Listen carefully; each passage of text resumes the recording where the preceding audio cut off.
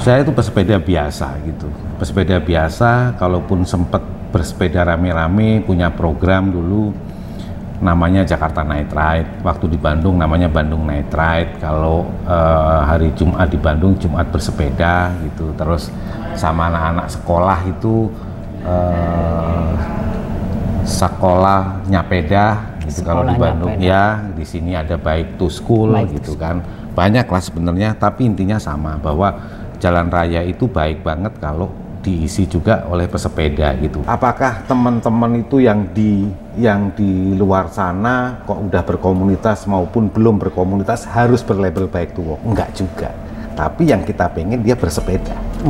Baik dengan nama lokal kontennya dia gitu, ataupun mau pakai komunitasnya mereka atau mau ikutan, tapi intinya mereka bersepeda. Oke, semangat pagi. Semangat pagi.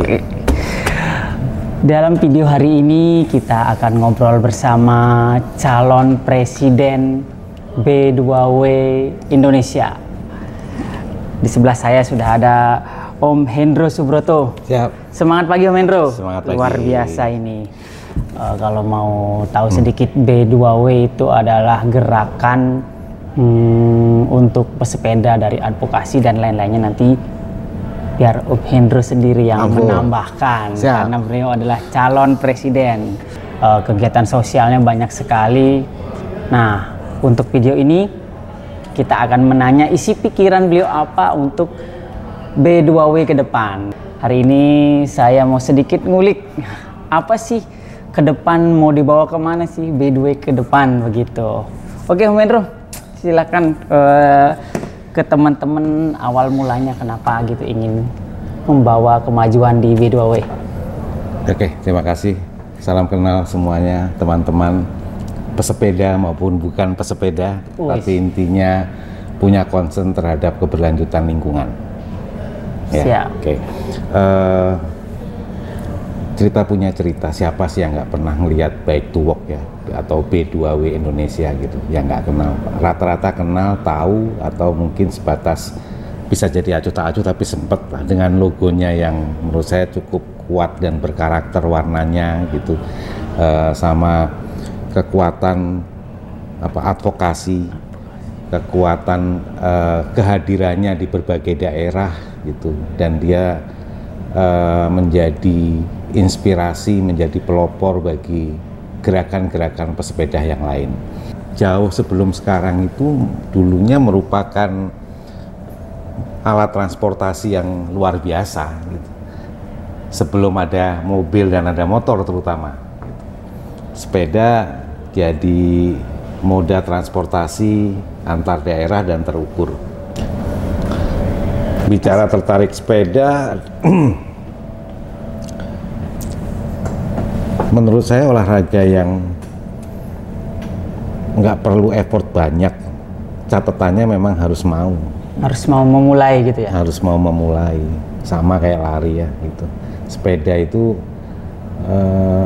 jarak terukur untuk transportasi dari rumah ke warung, dari rumah ke kantor selama terukur dan mampu gitu.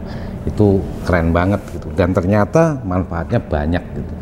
Yang paling tren sekarang, sepeda itu menjadi salah satu moda transportasi yang tidak menghasilkan polusi.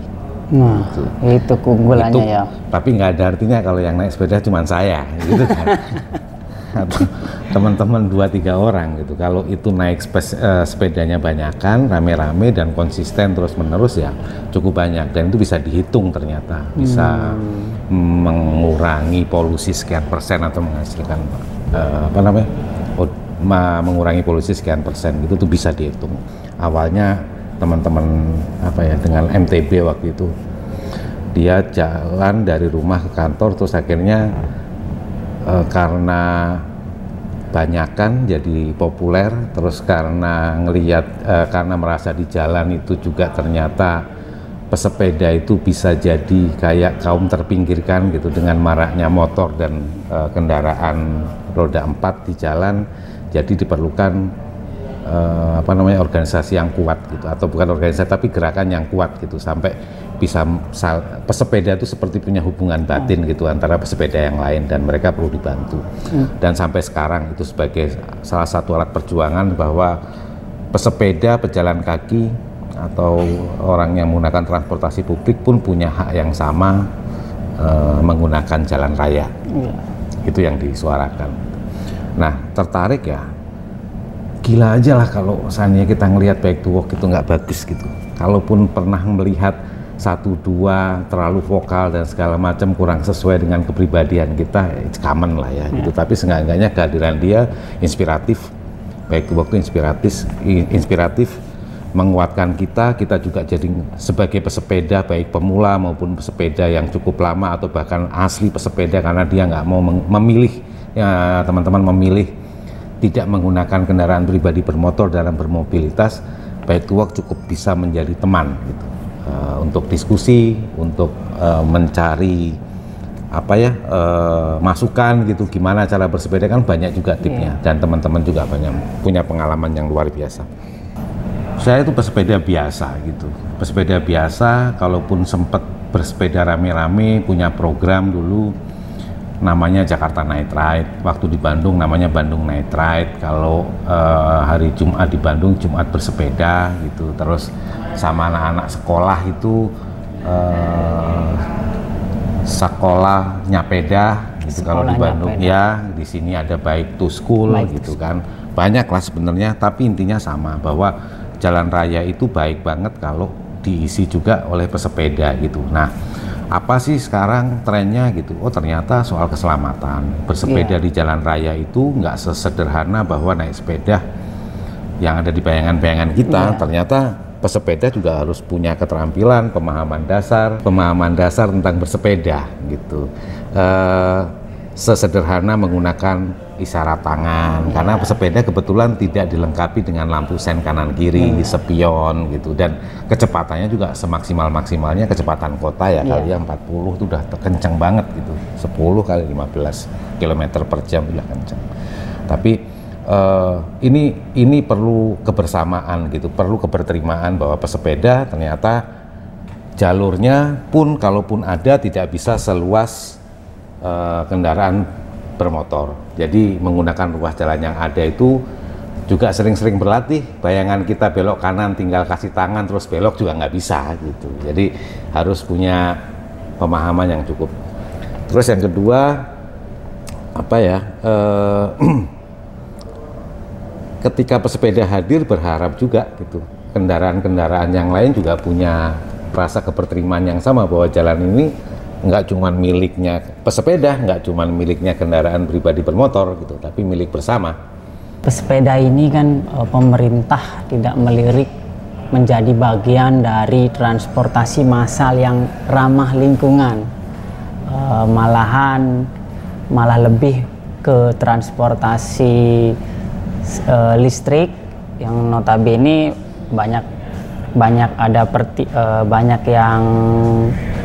banyak pendapat kalau itu cuma memindahkan polusi dari kota ke tempat-tempat industri pembangkit listrik. Nah, seperti itu. Pesepeda atau bersepeda, ya pesepeda ya. Pesepeda kan ke orang. Kalau bersepeda itu dianggap sebagai transportasi ramah lingkungan. Iya sih sebenarnya, cuman mungkin kehadirannya belum kelihatan. Kehadirannya belum kelihatan. Jadi pesepeda yang sekarang itu masih maaf banget gitu, masih sebatas kalau sempat gitu, untuk olahraga atau pas lagi kalau sempat, kebanyakan di hari Sabtu atau Minggu gitu. Nah, yang kepenginnya kita semua mudah-mudahan sama adalah bersepeda itu ya di hari-hari kerja gitu.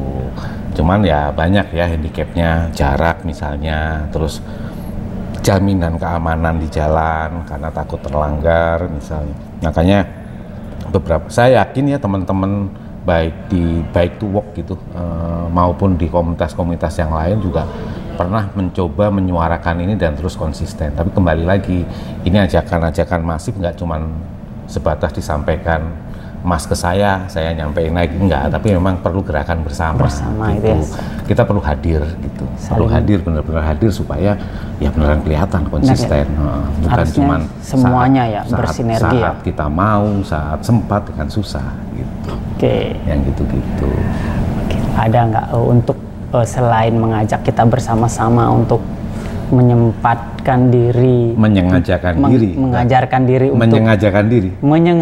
disengajakan untuk bersepeda ke kantor. Bukan berarti yang naik sepeda itu nggak punya mobil, bukan berarti yang naik sepeda itu nggak punya motor, tapi dia memang memilih gitu. Mobilnya memang dipakai kalau misalnya sama keluarga gitu, terus dia memang memilih naik sepeda gitu, dengan harapan ini. Satu, yang kedua adalah kita juga perlu namanya aktor-aktor teladan. Nah, benar itu. Kita perlu sosok, perlu aktor teladan bahwa ya kalau ini sebenarnya kita tuh ngelihat, saya belum pernah keluar negeri, cuman ngelihat tuh gitu ada duta besar di Denmark gitu, kalau nonton filmnya Borgen, bukan duta besar, wali kota Denmark itu naik sepeda gitu, kemana-mana naik sepeda, nggak ada pengawalan, nggak dapet privilege gitu ya, memang sebagai sarana transportasi gitu. Menyempatkan ya, menyengajakan. Nah itu agak sengaja tak sengaja, ini menyengajakan. Sengaja ya tak sengaja. Saya kan sengaja nggak sengaja, maaf aku nggak sengaja nyetir ya kan. Saya tapi sengaja. Ini sengaja ngambil sepeda untuk bersepeda. Padahal di garasi kita itu ada motor, ada skuter misalnya, ada mobil gitu. Dia memilihnya sepeda. Sengaja milih sepeda. Nah, terus untuk teman-teman yang mau bersepeda itu keselamatannya bagaimana sih biar percaya diri dia agar merasa nyaman dan selamat saat bersepeda gitu? Aduh, agak berat nih pertanyaannya. Nah, yang pertama ini merujuk ke pengalaman saya ketika awal-awal sepedaan gitu, tahun 2016 di Kota Bandung. Biasanya. Yang paling takut itu bukannya apa-apa, paling takut itu ketika ketemu pesepeda yang lain ternyata kita ngerasa nggak dianggap misalnya gitu. Jadi memang penerimaan ke teman-teman. Terus yang kedua, gimana ya caranya? Kan menurut saya pribadi, kalau dia baru belajar kan nggak mungkin sepedaan jauh-jauh. Udah pasti seputaran kompleks, seputaran jalan yang pasti dia tahu mana belokan, mana ada lubangnya, mana tikungan gitu. Itu awal sendirian. Ketika dia punya teman, ketika dia sepedanya terus akhirnya dia punya teman, dia rame-rame, baru tuh kenal dengan rute yang baru. Terus ketemu sama kelompoknya, dia jadi pesepeda ya semacam komunitas, kebetulan tempatnya tinggal sama atau ada satu dua hal yang sama, akhirnya dia jalan. Ya percaya diri. Menurut saya sih peran pesepeda yang lain itu cukup berperan ya. Oh iya, cukup berperan untuk komunitas ya, untuk mengajak dari teman-teman komunitas. Mau masuk komunitas saya boleh, komunitasnya mereka boleh, komunitas yang lain juga boleh. Artinya ayo aja, yang penting sama-sama sepedaan gitu. Jadi saya nggak sepedaan sendiri, udah naik sepeda sendirian gitu kan, kasihan. Nah, tadi menyengajakan kalau masih merasa kurang aman mungkin yang dekat-dekat dulu, pasti. Yang jalurnya dipahami dulu itu ya, baru nanti ketemu komunitas. Akhirnya dia punya percaya diri, baru keliling jauh. Itu awalnya begitu. Tapi yang paling membantu saya waktu itu bersepeda dan berani ya karena memang ada temennya. Ada temennya di situ.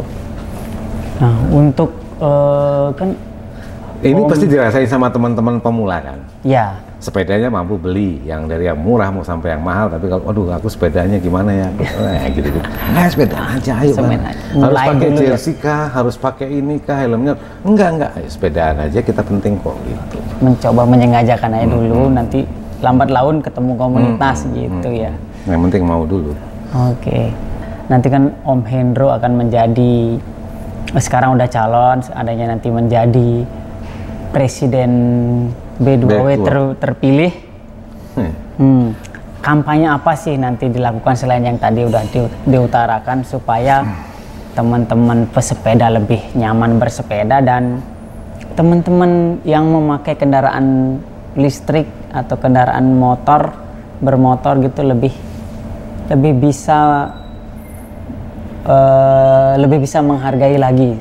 Baik, waktu cukup punya dasar yang luar biasa menurut saya sebagai gerakannya, karena saya lihat ada advokasi, ada kolaborasi, ada sosial, pilarnya itu ada 5 tuh, advokasi, sosial, kolaborasi, satu lagi ya, kampanye, edukasi. Itu ada 5. Itu sebenarnya berfungsi aja, justru yang sudah bagus jadi dikuatkan, teman-teman yang baru juga bisa belajar gitu, dan syukur-syukur bisa ke semua daerah diduplikasi. Itu yang pertama. Yang kedua, PR-nya kita baik to work. Apakah teman-teman itu yang di luar sana kok udah berkomunitas maupun belum berkomunitas harus berlabel baik to work? Enggak juga. Tapi yang kita pengen dia bersepeda. Baik dengan nama lokal kontennya dia gitu, ataupun mau pakai komunitasnya mereka atau mau ikutan, tapi intinya mereka bersepeda. Yang perlu kita sampaikan ke mereka, ini edukasinya bersepeda itu seperti ini, perlu banget seperti ini. Kalau mau kolaborasi, baik kolaborasinya dengan A, B, C, kan gitu. Terus kalau misalnya ada apa-apa, terkomunikasikan supaya kita bisa saling bantu. Karena pesepeda itu sejatinya semua teman, kan gitu. Yes, itu baru luar biasa ini. Pengennya begitu. Artinya gerakannya tetap memang ngajakin, kan gini, semakin banyak orang bersepeda, apalagi waktunya sama, ya keren bos. Kita pengennya mereka bersepeda saja. Poinnya itu berarti ya. Oke. Kepengen banget, karena makanya saya di konteks kalau misalnya postingan terakhir itu adalah aktor teladan kan. Nah kita baik to work itu aktor teladan, harusnya bisa ngajak satu, ajak satu. Kalau sekarang anggota atau yang merasa saya baik to work, Mas baik to work, atau satunya bukan, ayo saya ngajak 1 orang, kamu ngajak 1 orang. Oke. Ada 1.000 orang tahun ini, yakin banget tahun depan jadi 2.000. Itu udah hampir minimal. Terus saya jadi coaching, ditemenin, dan dia akan ngajak lagi terus akhirnya. Itu belum kalau dia bisa ngajak 2, akhirnya atau bisa ngajak 1 komunitasnya. Mau masuk organisasi, mau masuk ke gerakan atau komunitasnya atau enggak, tapi mereka bersepeda dan semua value-nya sama. Masuk dalam gerakan berkampanye bersepeda, silakan, nggak masuk silakan, yang penting mereka bersepeda. Wah, keren sekali nih tujuannya Om Hendro dalam memajukan back to work. Sepeda untuk teman. Sepeda untuk teman, wah. Ya sederhana. Gimana itu sepeda untuk teman itu? Kita tuh ngajakin banyak orang untuk bersepeda. Oke. Dengan memberi sepeda. Kendalanya kan mereka bilang, aku mau sepeda tapi aku nggak punya sepeda. Oke, fine, kita bantu. Aku mau bersepeda tapi nggak punya sepeda. Nggak punya sepeda. Artinya kalau ada sepedanya kamu mau. Kan nggak minta sepeda dengan merek tertentu. Iya, nggak, yang penting ada sepeda. Oke, fine. Udah, diam. Bikin e-poster, hashtagnya sepeda untuk teman. Kalimatnya adalah kira-kira, kalau di garasimu ada sepeda yang udah berdebu lama nggak terpakai karena kamu punya sepeda baru, berikan ke kami, donasikan ke kami. Kalau itu rusak, kita akan perbaiki dan kita akan donasikan ke orang-orang yang memerlukan. Laporannya ada. Oke. Kami tuh ada yang ngasih bener-bener, aku ada tapi rangkanya doang, sama apa namanya, peleknya banyak masih bocor. Ya udah nggak apa-apa, ambil, kita rapiin, kerja sama-sama bengkel. Biayanya kita juga nyari donasi untuk membiayai sepeda-sepeda yang akan diberikan oleh kepada orang. Ada nggak yang mau bantuin gitu. Kita rata-rata nggak terima uang, tapi rata-rata mereka di mana benerin sepedanya, di bengkel ini ya, dibayarin di bengkel itu. Jadi selesai lah, kita nggak lewat ya. Jadi problemnya teratasi. Maksudnya kita juga nggak sempet harus mempertanggungjawabkan jumlah uang yang kita terima gitu. Jadi mereka langsung. Oke, langsung. Habis itu sepeda diambil, berikan ke orang. Harapan kita adalah dia pakai sepeda itu. Ya kan, karena kan udah jelas kan tadi awal tuh ada kok suratnya gitu, seperti surat kesepakatan gitu. Sepeda ini bukan menjadi milikmu gitu, tapi sebatas dipinjamkan. Ketika kamu memiliki sepeda yang lebih bagus, mampu beli sepeda lebih bagus, ya apa namanya, sepedanya nggak digunakan, kembalikan ke kami. Nanti kalau yang kedua, salurkan ke orang lain. Kalau seandainya ketika kamu pakai sepedanya rusak dan kamu tidak mampu untuk membetulkan, sampaikan kami, maka kita akan benerin lagi. Berarti tugas teman-teman hanya hanya naik sepeda. Enak sekali tuh. Habis itu kan ada sisi edukasinya, ada sisi lagi sosialisasinya, adanya untuk bersepeda kan. Dan programnya ada. Itu dimulai di Bandung dulu. Kalau Jumat pagi itu Jumat bersepeda, kalau malam itu Bandung Night Ride namanya. Bandung Night Ride. Belum lagi yang setiap Jumat terakhir setiap bulan itu ada namanya Critical Mass kan gitu kan, ya kan. Artinya semua kegiatan sepeda kalau mau ikutin aja dengan modal sepeda itu. Nah, yang mungkin luput catatan buat kita semua adalah monitoring. Nah, kalau sepedanya cuma 1 atau 2, akhirnya kita memang perlu sistem orang yang taat sama sistem. Akhirnya seperti itu. Terus sejarah yang paling keren lagi kan kerjasama juga sama pemerintah Kota Bandung. Waktu di Bandung sama Dinas Perhubungan, teman-teman baik tuh waktu itu ada termasuk Om Putut ya kalau nggak salah, itu kita dapat bantuan dari Pertamina 290 sepeda untuk pelajar. Wah gila bos, keren banget. Itu dipinjamkan juga untuk? Enggak, itu memang diberikan. Diberikan ke sekolah yang akan mengatur siapa yang akan dapat sepeda.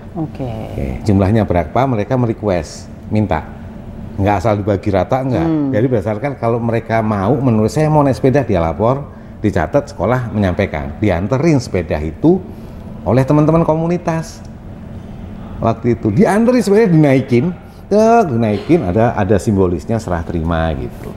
Ya seru ya. Gitu. Nah itu balik lagi, harusnya pengennya ada monitoring. Ada juga sempat akhirnya sepeda itu dijual atau apa, itu sempat ada. Ya kita cari. Dijual kenapa gitu, karena dipinjam sama teman nggak tahu yang nggak baik, nanti dijual karena kita tahu ada stikernya kan. Kita mau ambil lagi nggak bisa, kita beli bos sepedanya, kita beli, kita ambil, kita rawat, kasih lagi, yang gitu-gitu tuh kita pernah. Tapi itulah maksudnya, sedemikian rupa upaya-upaya saya yakin kawan-kawan selain saya baik pribadi maupun secara kolektif lewat komunitas atau teman-teman bersepeda yang lain juga banyak melakukan hal yang sama, hanya untuk membangkitkan semangat atau minat orang naik sepeda di jalan. Jadi kemarin tuh kendalanya di balik semua gerakan-gerakan yang bagus itu menurut saya kita perlu sistem yang profesional. Di balik itu yang profesional. Luar biasa itu pengalamannya. Kalau nggak runtuh, udah. Kitanya sakit misalnya, kita berhalangan kebetulan harus keluar negeri atau kemana gitu, kerja tugas yang nggak bisa ketemu lagi, hilang gitu. Iya, berarti harus ada sistem yang profesional. Sistem yang profesional. Kalau cuman gerak sendiri-sendiri gitu. Gerakannya nggak dijual ya, gerakannya gratis ya, karena memang itu kepengin banget diikuti, dicontoh, diteladani. Tapi dibalik itu yang ayo support.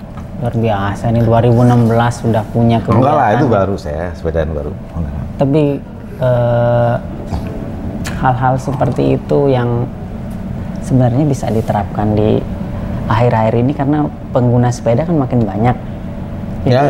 Jadi kalau itu dikolaborasikan dengan itu, maka sepeda makin terlihat kan di jalan jadinya. Masnya juga coba cek lah, jenis sepeda itu ada berapa, komunitas tuh bisa jadi banyak banget, kalau nggak salah sekitar 14-an atau nggak tahu ribuan kali ya. Apakah mereka itu bisa kompakan jadi satu gitu sebagai pengguna jalan gitu? Itu nggak tahu. Itu juga termasuk kendala ya? Menurut saya, ayolah dibikinin program yang asik-asik gitu supaya kita benar-benar pertama ketika ngajakin orang naik sepeda itu aja dulu. Nah habis itu bersepeda dengan benar. Bersepeda dengan aman kan gitu. Wah saya kalau ini ngomongin pesepeda di kota dengan pesepeda di desa, sama-sama pesepeda. Yang dia baca aturannya adalah pesepeda untuk di kota, pakai helm, pakai apa? Kali desa beda, bawa rumput, pakai. Tapi itu harus dipromosikan ke desa ya. Tidak bisa aturan di sini diterapkan di desa. Wah, luar biasa itu hal-hal yang. Ya itu kelihatannya sederhana lah, kita diributin. Ya ribut kalau bicaranya soal keselamatan kan gitu. Nggak bakalan bisa rata seluruh Indonesia keselamatannya sama. Oke, terakhir Om Mendo. Untuk teman-teman penggiat yang sudah bersepeda, menyengajakan bersepeda biar semakin konsisten gimana?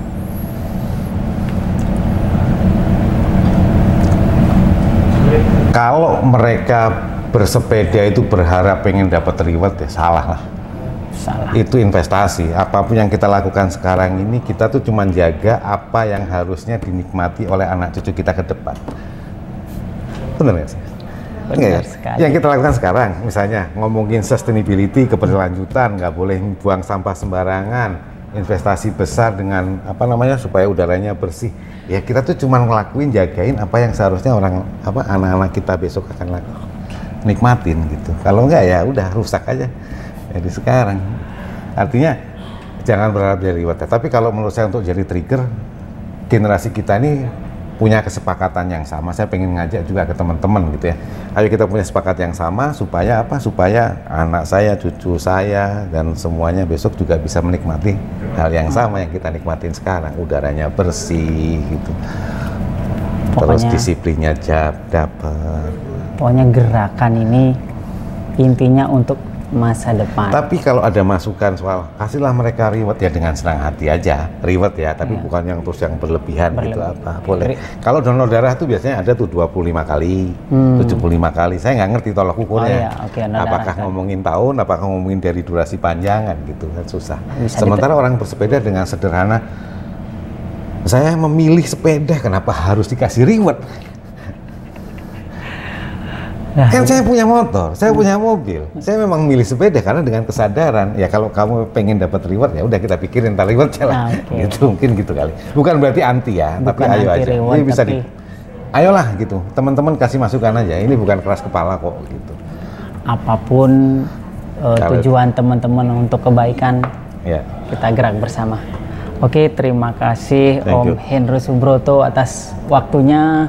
Semoga ke depan bisa berkolaborasi untuk kebaikan. Teman-teman, terima kasih sudah menonton obrolan ini. Mudah-mudahan bermanfaat. Semangat pagi. Semangat pagi.